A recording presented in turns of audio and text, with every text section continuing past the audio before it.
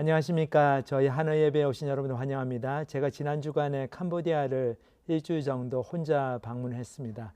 혼자는 아니고 우리 캄보디아 단기 선교팀, 단기도 아니죠. 이제 1년 텀으로 간 선교팀과 그리고 티모테 목사님, 앨리스 사모님과 함께 그 캄보디아 우리 시엠립에 있는 NIBI 선교지 거기를 함께 갔습니다. 거기서 이제 저희 팀이 계속 선교 사역을 할 텐데 지난주에 저희가 그 비디오를 잠깐 보여드렸죠. 그리고 이제 돌아와 가지고 이곳 시카고 근처에 있는 미드웨스트 라지, 제가 사실상 저하고 저희 집사람하고 머무르고 있는 곳인데 집이나 다름이 없죠. 제 메일링 애드레스도 다 여기로 돼 있고 그러니까 참 좋습니다. 여기 오니까 날씨도 시원하고 그리고 새소리도 들리고 여기 잠깐 제가 이제 비디오로 보여드리는데 잠깐 미드웨스트 라지 아침 시간입니다. 이게 새벽 한 5시 50분쯤 됐는데 잠깐 보시겠습니다.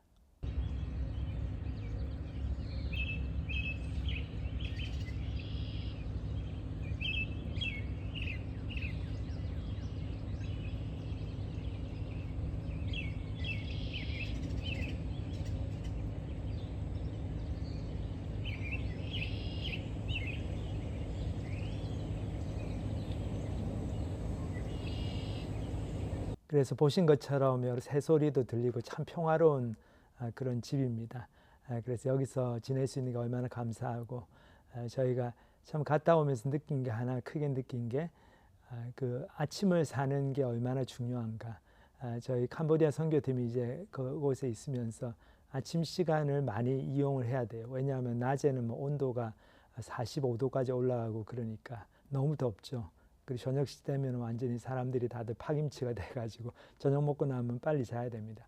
근데 빨리 자는 게 얼마나 축복인가.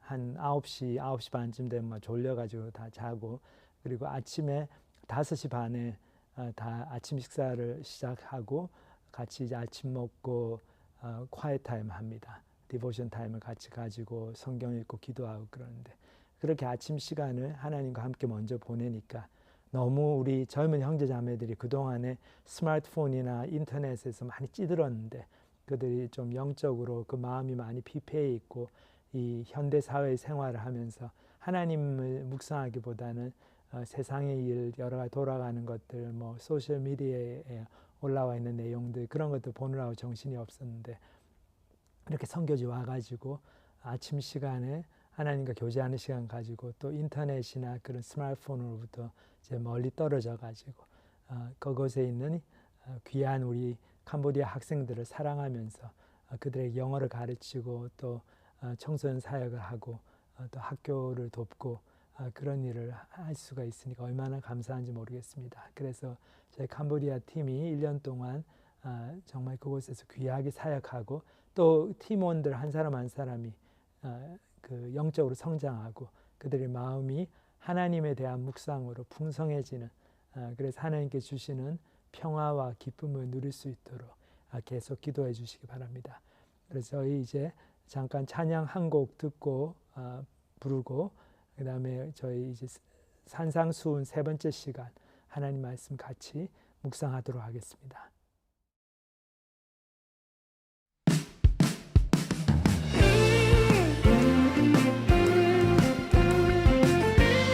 고백할까요? 예수도 알기 원하네. 예수도 알기 원하네. 크고도 넓은 은혜와 대속해 주신 사랑을 간절히 알기 원하네. 내 평생의 소원, 내 평생의 소원, 대속해 주신 사랑을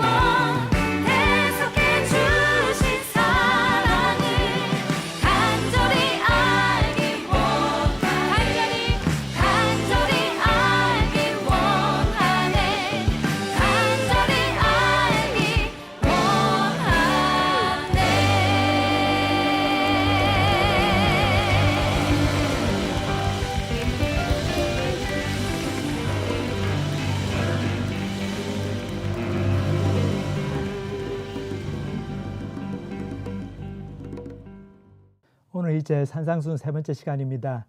제가 지난주에 캄보디아를 갔다 왔는데 거기서 이 메시지를 또 지난주 거를 녹화를 했죠. 와, 그래서 한 섭씨로 45도까지 올라가니까 낮에 아주 덥더라고요. 그래서 지금 돌아와서 지금 시카고에서 이 설교를 녹화를 하는데 저희 시카고 근처에 있는 그 미드웨스트 라지 거기서 하고 있습니다. 근데 여기 굉장히 날씨가 추운 것 같아요. 사실 춥지도 않고 사실 조금 따뜻한 날씨인데도 캄보디아에 있다 보니까 되게 춥습니다. 그래서 제가 아직도 좀 이렇게 긴팔을 입고 있습니다. 그래서 오늘 말씀 저희들 잠깐 그 네 번째 복 의에 줄이고 목마른 자는 복이 있나니 저희가 배부를 것이며 그 부분부터 살펴볼 텐데 잠깐 저희들 복습을 하면은 지난 2주 동안 살펴본 것 Sermon on the Mount 이게 예수님께서 제자들에게 주신 굉장히 강력한 예수님의 그 가르치심입니다. 그러니까 우리가 제자의 삶을 어떻게 살아야 되는가, 구원받은 백성들이 어떻게 하나님 앞에서 살아야 되는가. 그래서 우리는 세상 사람들과 정말 다른 삶을 살아야 된다. 그 다름의 첫 번째로 나타나는 게 마태복음 5장 1절 2절 보면은 예수께서 무리를 보시고 산에 올라가 앉으시니 제자들이 나온지라. 그러니까 산에 올라가서 설교하실 때 산까지 올라와서 그 설교를 들어야 되는 거죠. 누가 그렇게 듣습니까? 무리 그 군중들은 올라오지 않지만은 제자들은 올라오는 거죠. 그 사람들이 바로 제자들입니다.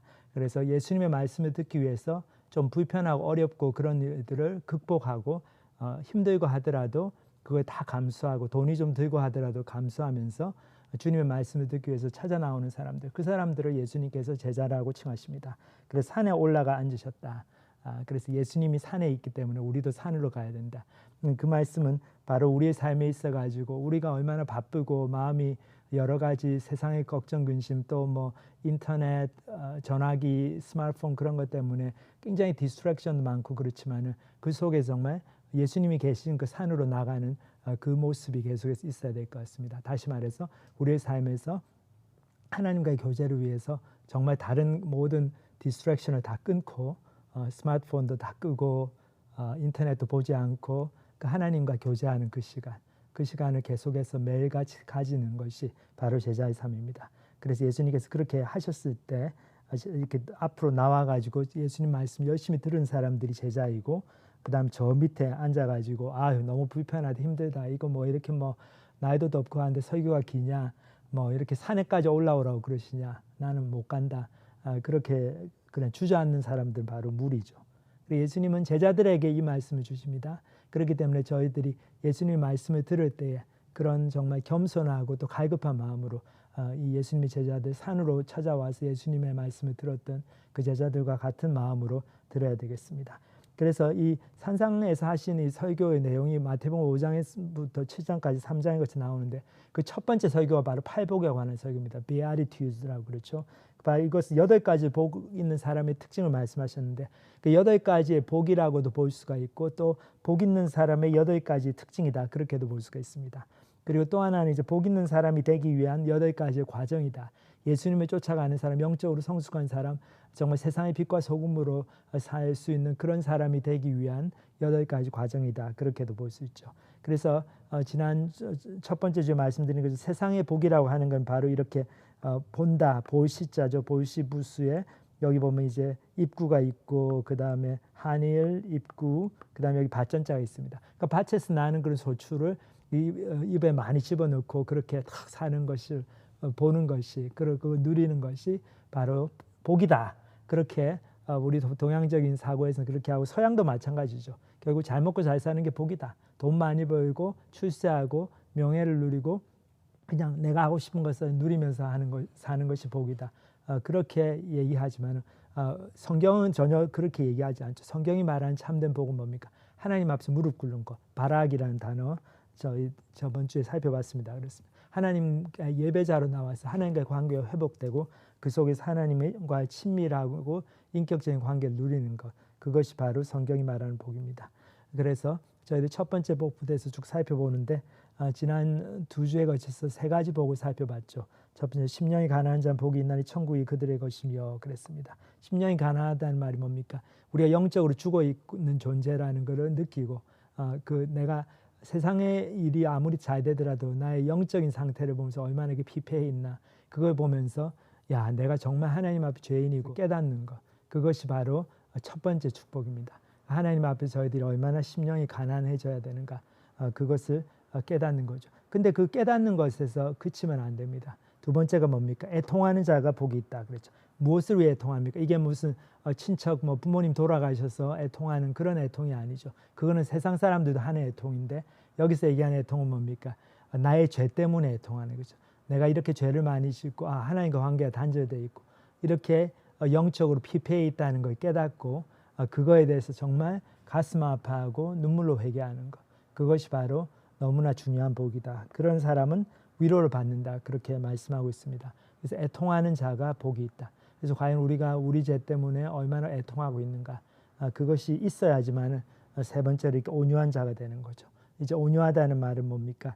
이게 영어로 보면 meek하다, humble하다는 얘기인데, 막 이렇게 내가 원하는, 내가 성취하고 싶은 것을 막 쫓아가가지고 그거를 누리기 위해서 안달복달하고 막 그냥 다른 사람과 경쟁하고 다른 사람을 다 밀쳐내고 그런 삶이 아니고, 바로 내가 정말 내가 이렇게 영적으로 피폐해 있구나, 심령이 가난해져 가지고 그 다음 내 죄 때문에 이렇게 눈물로 회개하고 그 죄를 아파하면서 그 나의 죄인됨을 깊이 깨달을 때 거기서 나오는 저희의 겸손한 마음, 그 온유한 마음이 생기는 거죠.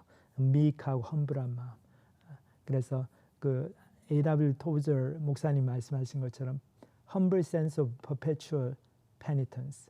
그러니까 저희의 마음속에 항상 하나님 앞에서 회개하는 마음으로 살아가는 그 겸손한 삶의 태도가 있을 때 저희가 이제 온유한 사람이 되고, 이 온유의 모습은 바로 다른 사람과의 관계에서 가장 먼저 나타나죠. 하나님에 대해서 뭐 온유한 거는 말할 것도 없고 그거는 그렇게 어려운 게 아니죠. 내가 내 죄를 깨달을 때. 근데 다른 사람이 나한테 와가지고 어떤 피드백을 주고 당신이 이렇게 잘못했습니다, 당신이 이거 고쳐야 됩니다, 그렇게 지적해주고 할 때 그것을 얼마나 겸손하게 잘 받아들이는가, 그거를 보면서 우리가 온유한지 알 수가 있죠. 그래서 온유한 사람이 바로 땅을 기업으로 받는다는 얘기는 하나님 나라에 쓰임 받는다는 거죠. 여기서 땅이라는 것은 하나님이 주시는 기업, 하나님 주시는 사명, 그것을 가리킵니다. 그렇기 때문에 우리가 하나님의 일을 제대로 감당하려면 온유한 사람이 되어야 됩니다. 그래야지 남과 비교하고 경쟁하지 않고 다른 사람과 싸우지 않고 화평하게 하나님 일을 함께 할 수가 있는 거죠. 겸손하게 다른 사람의 충고를 잘 받아들이고 다른 사람의 의견을 존중하고 그거를 잘 이렇게 들어주고 그렇게 됩니다. 자, 이렇게 이제 세 가지 복을 누리고 나면 이제 네 번째 오늘 이제 본문을 주로 살펴볼 게 이거죠. 의에 줄이고 목마른 자는 복이 있다 그랬습니다. 그들이 배부를 것입니다. 이 의에 줄이고 목마른다는 뭡니까? 의를 갖다가 굉장히 추구한다는 거죠. 근데 여기서 의라고 하는 게 뭡니까? 이게 바로 이제 이 한자어로 이렇게 나타나는데 이 세 가지 측면에서 볼 수 있어요. 의, righteousness. 그게 첫 번째로 가장 중요하게 하나님과의 바른 관계가 바로 의다. 그러니까 하나님 앞에 저희들이 바로 정말 우리 죄를 회개하고 이제 하나님과 화목된 관계를 누리고 있는가, 그 구원의 길로 들어갔는가, 그것이죠. 그리고 두 번째로는 이제 우리가 구원받은 성도로서 하나님을 기쁘시게 하는 인격, 그리고 말, 행동, 그런 삶을 살고 있는가, 우리의 삶의 도덕성이 하나님 보시는 기준에 합당하게 점점 거기로 가까이 가고 있는가, 나의 신앙 인격이 그렇게 성숙해 가고 있는가, 그거를 말씀하고 있습니다. 그래서 이게 영적으로 얼마나 성숙해 가는가, 또 그런 의미에서 의의 그 개념이 들어가 있는 거죠. 그리고 세 번째로는 어떻습니까? 또 우리 사회에 또 나라의 어떤 제도 속에 얼마나 하나님의 공의가, 하나님의 선하심이 이렇게 드러나도록 저희들이 애쓰고 있는가, 사회정의의 실천, 그 부분도 산상순에서 얘기하는 의의 그 한 모습이라고 볼 수 있죠. 근데 이 세 가지가 전부 다 중요합니다. 근데 예수님께서 여기서 말씀하셨을 때 예수님이 제자들에게 말씀하셨기 때문에 이미 구원받은 성도들에게 말씀하셨기 때문에 첫 번째 관계, 하나님과의 바른 관계, 하나님으로부터 오는 의를 받아가지고 십자가의 그 대속의 사건을 내가 경험하고 그 예수님의 십자가가 바로 나를 위해서 흘리신 보혈이다, 예수님의 피다, 그걸 인정하고 회개하고 나가는 것은 그것이 바로 구원의 길이기 때문에 당연히 그렇게 되는 거죠. 그래서 이제 두 번째, 세 번째가 특별히 중요한데, 특별히 두 번째가 하나님을 기쁘시게 하는 인격, 그리고 말, 행동, 이런 것에서 우리가 하나님을 점점 알아나가고 하나님 앞에서 정말 하나님을 닮은 사람이 되어 나가고자 하는 열망이 얼마나 있는가, 그거를 얘기하고 있습니다.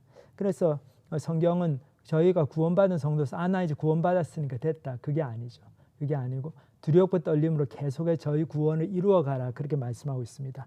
여기 빌립보서 2장 12절을 보면 그러므로 나의 사랑하는 자들아 너희가 나 있을 때뿐 아니라 더욱 지금 나 없을 때에도 항상 복종하여 두렵고 떨림으로 너희 구원을 이루라. 자, 두렵고 떨림으로 겸손하게 우리의 구원을 이루어가라고 말씀하십니다. 너희 안에 행하시는 이는 하나님이시니 자기의 기쁘신 뜻을 위하여 너희에게 소원을 두고 행하게 하시나니 저희에게 어떤 소원을 두고 행하게 하십니까?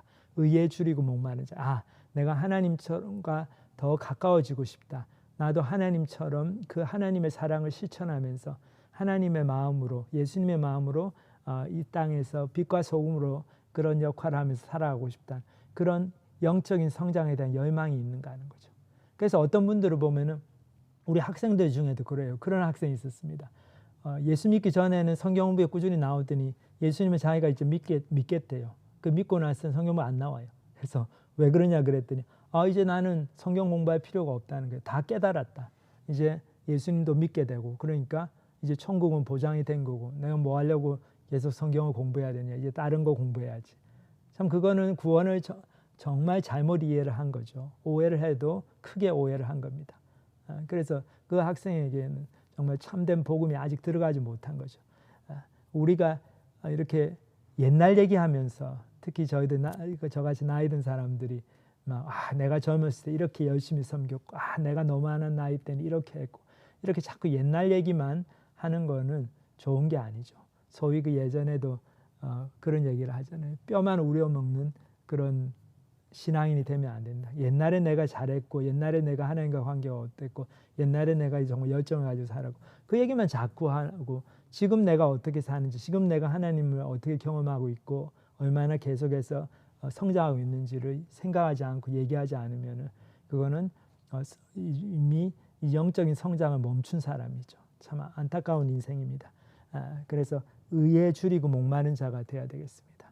어떤 면에서 그렇게 될 수가 있습니까? 구체적으로 하나님 말씀 볼 때 얼마나 두렵고 떨림으로 봅니까?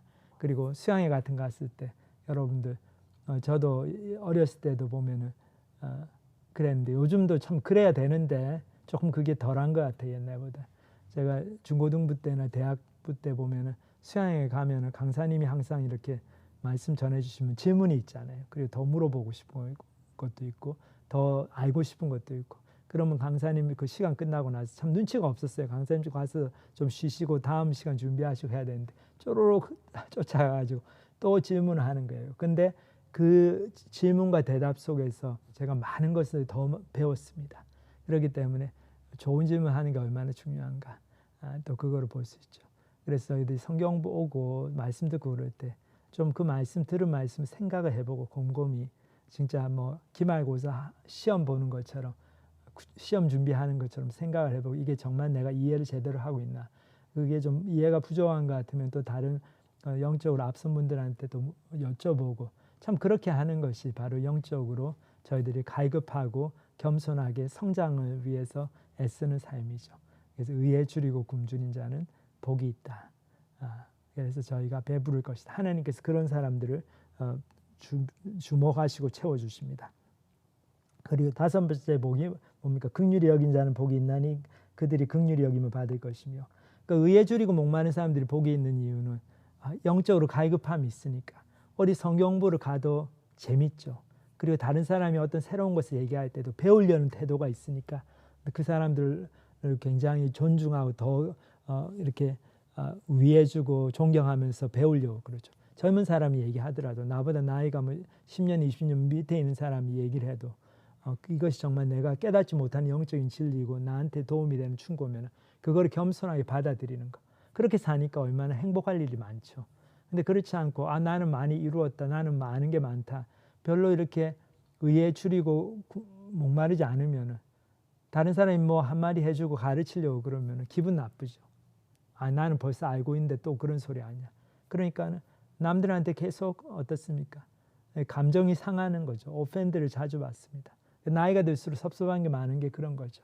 내가 이만큼 이제 더 많이 알고 있다고 생각하니까 교만해지니까 다른 사람들한테 배우려는 마음은 없고 딴 사람이 한마디만 하면은 그거에 대해서 굉장히 싫어하고 반감을 가지고 자존심 상해하고 그렇게 되는 거죠. 그러면 그 인생이 불행한 인생이죠. 그 마음에 정말 행복이 없습니다. 그렇죠? 그렇기 때문에 저희들이 겸손하게 정말 하나님 앞에서 영적으로 성장하려고 더 말씀을 알고 더 말씀대로 살려고 노력하고 그리고 그거를 갈망하고 그런 사람이 되어야 되겠습니다. 그리고 다섯 번째로 여기 긍휼히 여기는 자는 복이 있다. 당연하죠. 저희가 긍휼히 여김을 받습니다. 예수 믿는 사람이 긍휼히 여기지 않으면, 그러니까 자비가 없고 이렇게 다른 사람을 힘들어하는 사람을 볼 때 불쌍히 여기지 않으면 그건 참 예수 믿는 사람의 그 표시가 아닌 거죠. 정말 이분이 믿는 분인가 깊이 그분이 고민하셔야 됩니다. 그래서 긍휼히 여긴다 이 얘기는 뭡니까? 긍휼하고 은혜는 조금 차이가 있어요. 비슷한 개념인데 은혜는 하나님께로부터 옵니다. 그렇죠? 하나님께서 은혜를 주셔서 구원의 은혜는 어떻습니까? 우리의 죄를 값을 치러 주시고 죄인인 우리를 의인으로 만들어 주시고 용서해 주시고 그런 은혜죠. 근데 긍휼히 여긴다, 자비를 베푼다, 이 불쌍히 여긴다 이거는 뭡니까? 죄의 결과에 대한 저희의 선한 반응이죠. 그러니까 죄의 결과로서 어떤 사람이 힘들어지고 이 땅에 있는 모든 고통, 가난, 어려움들이 사실 궁극적으로는 어떻습니까? 이 불완전한 세상에서 사는 결과죠. 우리가 죄인이고 또 다른 사람이 죄인이고 이 세상이 다 저주를 받았고 그렇기 때문에 내 죄 때문에 내가 고통도 당하고 내 죄가 아니면 다른 사람 죄 때문에 고통을 당하고 아니면 천재지변 때문에 고통을 당하고 그 고통의 결과 그 죄의 결과로서 저희들이 그런 어려움을 당할 때 그 어려움을 당한 분들을 보면서 나도 저 사람하고 똑같은 죄인인데 하면서 나도 저 사람들처럼 힘들 수가 있었는데 그러면서 그분들을 한테 동정하고 그분들을 불쌍히 여기고 그래서 그 사람들을 도와주려고 하고 그리고 그 사람들의 어려움을 좀 감싸주려고 하고 그런 모습이 그런 마음이 바로 긍휼히 여기는 마음이죠. 그렇게 사는 사람은 긍휼히 여김을 받는다고 그랬습니다. 그래서 성경에도 보면 마태복음 18장 21절에서 25절에 그런 이 비유가 나오죠. 이게 굉장히 간단한 비유니까 제가 금방 읽도록 하겠습니다. 그때 베드로가 나와 이르되 주여 형제가 내게 죄를 범하면 몇 번이나 용서해 주리이까 7번까지 하오리이까 예수께서 이르시되 네게 이르노니 7번뿐 아니라 7번에 70번까지라도 할지니라. 자, 베드로가 나와가지고 예수님께 형제가 나한테 죄를 범하면 몇 번이나 용서해야 됩니까? 아마 베드로가 다른 제자들하고 있으면서 좀 이렇게 젊은 제자들이 좀 이렇게 기분 나쁘게 하고 그랬는지 이런 얘기를 예수님께 질문하죠. 그 예수님이 아니다. 7번을 70번까지라도 하라. 490번까지 용서해라. 그러니까 무한정 용서하라는 거죠. 그러면서 이 비유를 드십니다. 그러므로 천국은 그 종들과 결산하려 하던 어떤 임금과 같으니 결산할 때 10,000달란트 빚진 자 하나를 데려오매. 이 10,000달란트라는 거 엄청난 금액입니다. 한 달란트가 한 2만 불 되니까 이거는 뭐 2억 불, 20억 불 그렇게 되는 거죠. 그러니까 말도 안 되는 데는 도저히 갚을 수 없는 금액을 얘기합니다. 그런 빚을 진 하나를 데려오매 갚을 것이 없는지라 주인이 명하여 그 몸과 아내와 자식들과 모든 소유를 다 팔아 갚게 하라 하니 그 종이 엎드려 절하며 이르되 내게 참으소서 다 갚으리이다 하거늘 그 종의 주인이 불쌍히 여겨 그랬죠. 그 종의 주인 그 임금이 불쌍히 여겨. 이 말이 뭡니까? 긍휼히 여겼다. 이 종이 이제 빚을 못 갚아가지고 다 이제 처자식도 노예로 팔리고 본인은 감옥에 갈 처지가 놓였는데 그걸 보면서 불쌍히 여겼다. 그죠? 주인이. 그래서 어떻게 합니까? 그 빚을 탕감하여 주었더니. 그러니까 이 사람이 이 종이 엄청난 그 긍휼을 입었죠. 불쌍히 여김을 입었습니다. 근데 어떻게 합니까?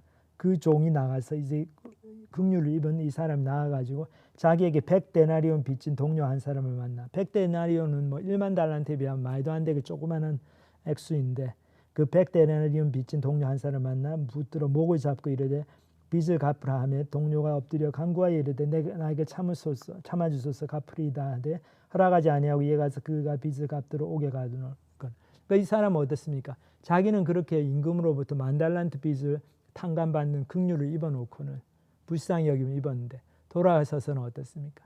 다른 사람 100데나리온 조금 빚을 진 자기 동료는 한테 이렇게 긍휼이 없는 그 대우를 합니다. 굉장히 매몰차게 대우하면서 감옥에 가도록 만드죠.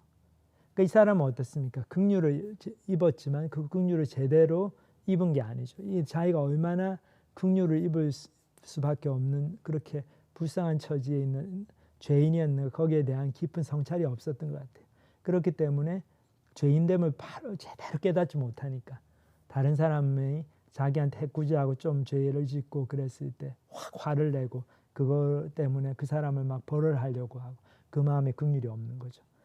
자, 그 동료들이 그것을 보고 몹시 딱하게 여겨 주인에게 가서 그 일을 다 알리니 이에 주인이 그를 불러다가 말하되 악한 종아. 자, 여기서 하나님의 평가가 나옵니다. 악한 종아, 네가 빌기에 내가 네 빚을 전부 탕감하여 주었거늘 내가 너를 불쌍히 여김과 같이 너도 내 동료를 불쌍히 여김이 마땅하지 아니하냐 하고 주인이 노하여 그 빚을 다 갚도록 그를 옥졸들에게 넘기니라. 너희가 각각 그 마음으로부터 형제를 용서하지 아니하면 나의 하늘 아버지께서도 너희에게 이와 같이 하시리라. 자, 그랬습니다. 그래서 주기도문에도 나오죠. 우리가 우리에게 죄 지은 자를 사하여 준 것 같이 우리 죄를 사하여 주옵시고, 바로 그 주님이 가르치신 기도에도 우리가 긍휼을 베풀어야지 하나님으로부터 긍휼을 입었다는 그 제대로 그 표시가 증거가 나오는 거죠. 그렇기 때문에 저희가 저희한테 좀 해코지한 사람, 불편하게 한 사람, 실수한 사람, 죄를 지은 사람을 얼마나 용서하고 얼마나 이 사람이 얼마나 힘들면 저랬겠냐. 그렇죠. 이 가게에 갔는데 어떤 젊은 아가씨가 막 불친절하게 막 대하고 막 우루퉁해가지고 막 그러면은 속에서 막 화가 나죠. 내가 네 아버지 뻘인데 이렇게 나를 대하다니. 근데 또 생각해 보면 어떻습니까? 이 아가씨가 얼마나 사는 게 힘들었으면. maybe 집에 어머니는 막 병으로 누워 계시고 아버지는 뭐 이혼해서 어디 그냥 소식도 없고 집을 나가버리셨고, 그래서 자기가 혼자 이렇게 동생도 공부시키면서 여기서 가게에서 일을 하는구나. 그런 사정이 있을 수 있죠. 그렇기 때문에 힘들고 속상해서 이렇게 불친절한 건데, 사는 게 힘드니까 또 저 사람도 저렇게 불친절하게 얼굴에 인상 쓰면서 나를 대하는 거지. 저 사람이 꼭 무슨 나를 싫어해서가 아니지. 그러면서 그 사람을 용서하고 불쌍히 여기는 마음, 그런 마음을 저희들이 베풀 때 그것이 바로 정말 하나님 아는 사람들의 마음이죠. 그리고 우리 모든 크리스천들이 그런 마음으로 세상을 살아나고 그런 마음으로 나한테 좀 힘들게 하는 사람 아니면 좀 불쌍한 사람들을 저희들이 불쌍히 여기고 도와주고 포용하고 그렇게 하면 이 세상이 얼마나 하나님의 사랑이 좀 느껴지는 그런 세상이 되겠습니까? 그렇게 되겠죠. 그렇기 때문에 저희들이 그렇게 살아야 됩니다. 그렇게 하면은 저희 마음에 더 하나님 주시는 감사가 있고 기쁨이 있고, 남들이 웬만큼 나를 좀 힘들게 해도 그렇게 감정이 상하거나 화가 나거나 그렇지 않기 때문에 그게 바로 복 있는 사람의 삶이죠.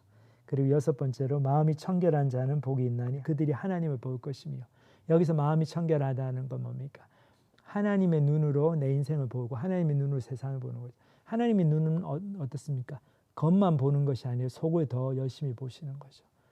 마음속을 보시는 하나님, 그거를 기억하면서, 그렇기 때문에 우리가 내 마음을 청결하게 하려고 애를 쓰고 내 마음속에 어떤 죄악된 생각들이 돌아가는 거, 그거를 다 이렇게 잡아내가지고 회개하고 그거를 잘 보려고 애를 쓰고, 그래서 하나님 말씀 앞에 내 삶을, 내 마음을 조명해보고 리플렉트하고 또 그거에 대해 써보고 기도하고 좀 그런 삶을 살 때 그런 사람들이 하나님과 연결이 있습니다. 하나님을 경험하게 됩니다. 왜냐하면 그런 사람들에게 하나님이 주목하시기 때문에 그렇죠.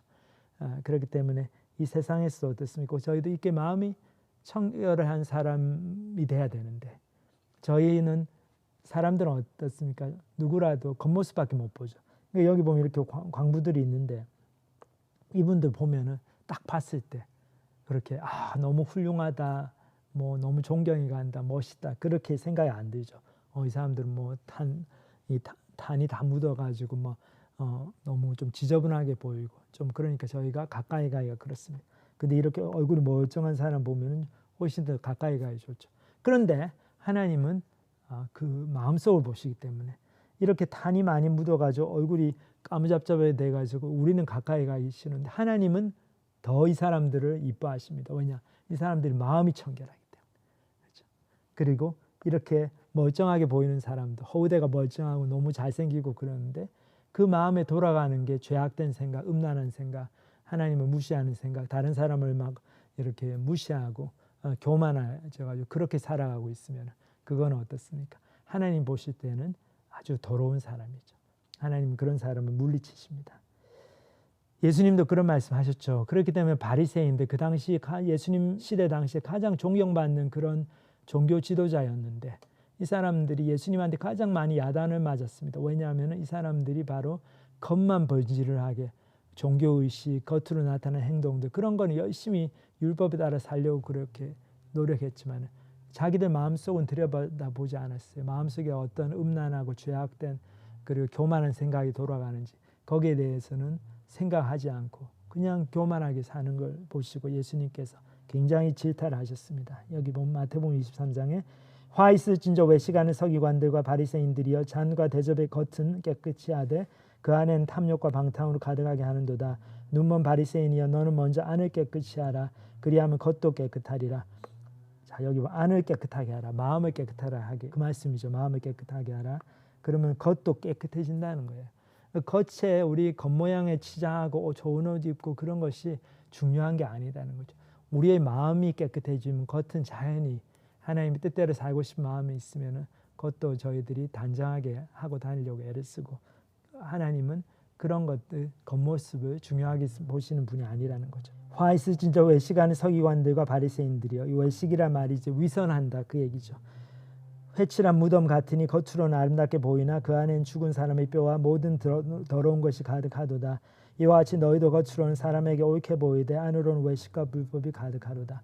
저희는 어떻습니까? 바리새인들 서기관들 손가락질 할 것이 아니고 저희도 바로 그 사람들하고 비슷하게 그냥 겉으로만 꾸미는 거 좋아하고 속은 어떻게 되든지 상관 안 하는 그런 사람으로 살고 있으면 그거는 복 있는 사람의 태도가 아니죠. 그렇기 때문에 마음이 청결한 자가 되도록 저희들이 하나님 앞에서 정말 울부짖고 기도하고 그렇게 돼야 되겠습니다. 그래서 여기 이사야서 66장 2절을 보시면 물은 마음이 가난하고 심령에 통회하며 내 말을 듣고 떠는 자 그 사람은 내가 돌보려니와 하나님이 관심 있게 보시는 사람은 심령에 통회하며 하나님 말씀을 듣고 떠는 자 그리고 마음이 가난한 사람 그런 겸손한 사람 결국 속을 청결하게 하려는 사람 자기 마음을 깨끗하게 하려는 사람은 하나님께 관심 있게 보신다는 거죠. 그렇기 때문에 그 사람에게는 하나님이 나타나시고 하나님이 말씀으로 은혜 주시고 그 사람은 하나님을 경험하고 하나님을 볼 수 있게 됩니다. 그래서 우리의 삶에 하나님이 보이지 않는 이유는 아마도 저희들이 교만해서 그런 것 같습니다. 그래서 저희 모두 정말 마음을 청결하게 하고 그래서 하나님을 경험하게 되는 저희 모두가 되었으면 참 감사하겠습니다. 다 같이 기도하시겠습니다. 하나님 아버지 감사합니다. 오늘 말씀 통해 저희에게 또 세 가지 복 있는 사람의 특징을 가르쳐 주신 감사합니다. 저희가 정말 내가 옛날에 그렇게 잘 믿고 잘 살았던 그런 과거를 자랑하는 사람이 아니라 오늘 현재에 의에 줄이고 목말라서 계속 하나님 앞에서 영적으로 성장하려고 몸부림치는 그런 겸손한 사람으로 살게 하시고 또한 저희가 이렇게 예수님의 십자가의 피로 내 모든 죄가 용서받은 엄청난 그런 긍휼을 입은 사람으로서 저희도 돌아서서 다른 사람들을 불쌍히 여기고 다른 사람이 나한테 좀 피해를 주고 어려움을 일으키고 그렇게 해도 그분들의 정말 처지를 이해해주고 용서하고 또 받아주고 그런 긍휼을 베푸는 삶을 살게 하시옵소서. 또한 저희가 정말 하나님께서 저희의 마음을 들여다보고 계신다는 걸 늘 기억하면서 하나님 말씀의 빛 아래서 저희의 마음을 조명하고 마음속에 돌아가는 온갖 죄악된 생각들을 끊임없이 회개하고 그 회개의 삶을 통해서 저희 마음에 하나님이 부어주시는 그런 겸손한 마음, 감사하는 마음이 늘 넘쳐서 저희들이 하나님을 늘 경험하고 하나님을 보면서 살아가는 그런 복된 자리로 나갈 수 있도록 축복하여 주시옵소서. 감사를 드립니다. 예수님의 이름으로 기도합니다. 아멘.